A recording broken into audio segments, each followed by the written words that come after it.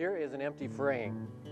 Now, for years, we have bought a foundation and filled in this area.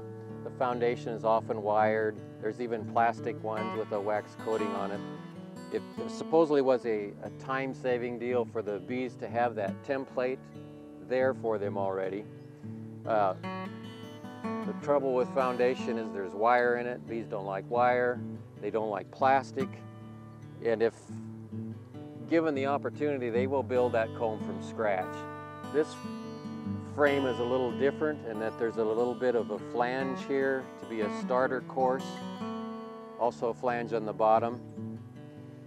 And without that barrier in the middle, there's one precaution that it's important that this hive be level side to side, so this hangs perfectly vertical, and then they will build perfect comb on that hive or on that frame. Building comb is energy intensive. It takes from 7 different estimates to 17 parts honey to make equal parts of honeycomb. So your first year is really a rebuilding or a first building year, just to get all of the materials in place for them to raise eggs and brood more bees, and then the next phase, of course, is to produce honey.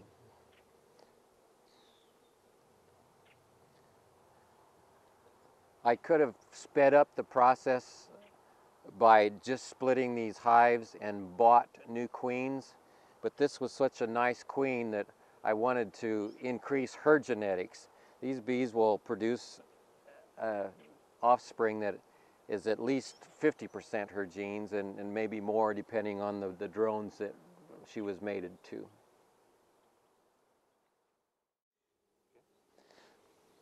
This little girl in the middle, if the others would quit interrupting her, is doing what we call nasonov scenting.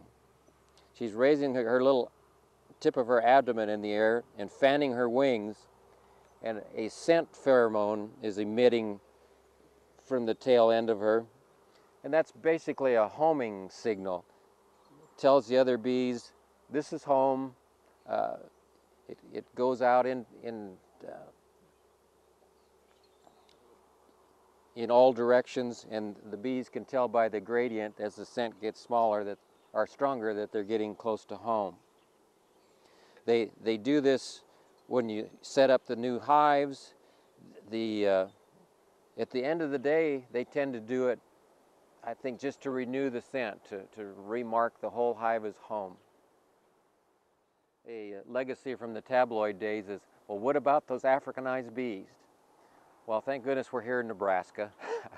The Africanized bees cannot survive, or so far have not survived our winters.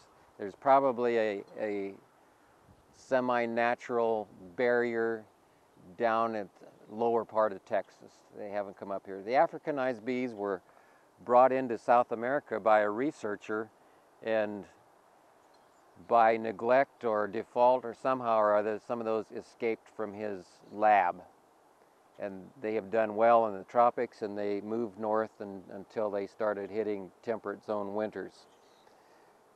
Even their reputation is probably exaggerated, again with tabloid fever.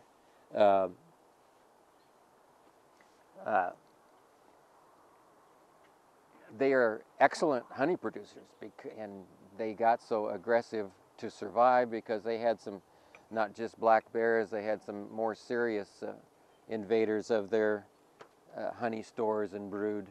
So by natural selection, they got more aggressive. They got more. To any news at all, can't hardly escape hearing about colony collapse disorder. And it's a real threat to the bees. At our current rate of bee disappearance, we're going to be short, if not extinct, of bees by 2030. We're hoping to do better. We talked a bit about the varroa mite, stressing that bee. The varroa invaded us in the 1980s, and the tracheal mite around in that time too. Other diseases are bacterial and fungal that affect the bees, and mankind's way is thinking, well, we can destroy all these things that affect the bees, but the downside is, as in the cancer world, everything that destroys cancer cells is also awful hard on the host. We really would need to mediate and try to minimize the damage to the bees when we try to get rid of the invading agents. You know, terramycin is used for foul brood. There's a fumagillin, which is an antibiotic for another bacterial thing. There's different miticides used to try to kill the mite, but some of them are pretty dangerous. It's damaging to the bees too. There are more organic approaches. There's a thymol, which is derived from the monarda plant, that seems to have good repellent characteristics to keep the varroa mite away.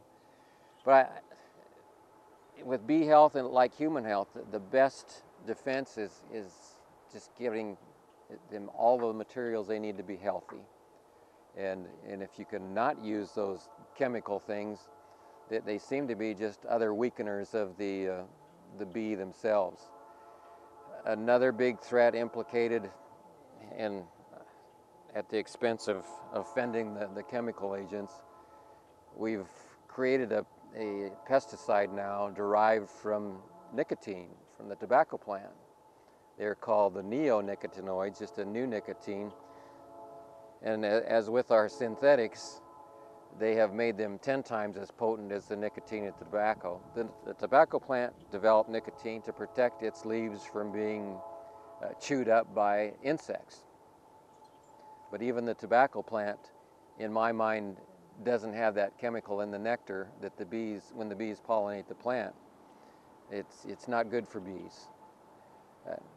And then again, in commercial preparations, we also add other adjuvants and agents that increase the toxicity of the chemical. Piperonyl butoxide probably adds another 10-fold toxicity to the nicotine. These things affect the immune system centrally.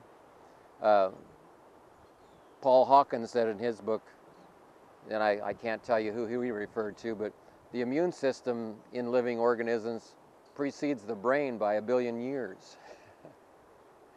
So we knock out that immune system and we affect these bees centrally. Some of them lose their grooming and their ability to keep themselves healthy. And organisms that normally wouldn't be fatal to them, with the neonicotinoids present, are fatal.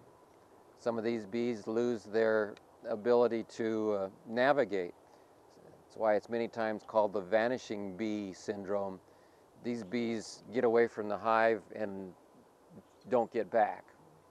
And it's natural in the bees' ways. They prefer not to die at the hive and make the other bees have to clean up their body and go out. Bees tend to die on the trip out or on the trip home.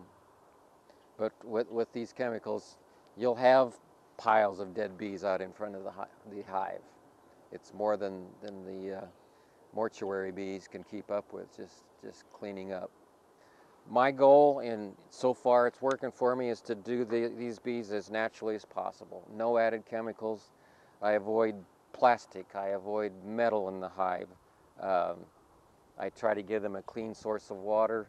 I try to grow a diversity of plants that they can forage on my property or in the surrounding natural area and not have to go to areas that are heavily sprayed.